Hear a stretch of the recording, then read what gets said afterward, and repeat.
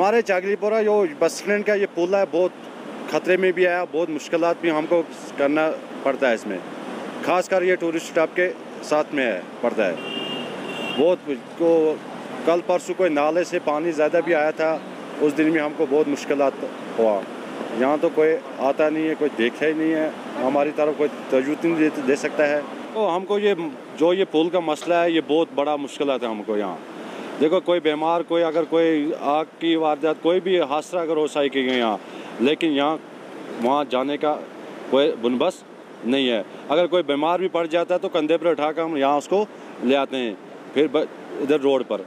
और मसला हमको सब आते हैं वोट मांगने के लिए कि वोट देते हैं हम सबको, फिर बाद में बहुत बड़ा धोखा हमारे साथ होता है। इधर उधर जाने के कोई बंदोबस्त नहीं होता है हमको। बच्चे स्कूल जाते हैं, वो इधर से उधर पुल की तरफ जा नहीं सकते हैं। और पिछले साल इधर एक बच्चा पानी में गया जिसकी 18 साल उम्र थी उस बच्चे की, और 2-3 गाय भी, जो परसों बादल फटने से 2-3 गाय भी इस पानी के साथ गई।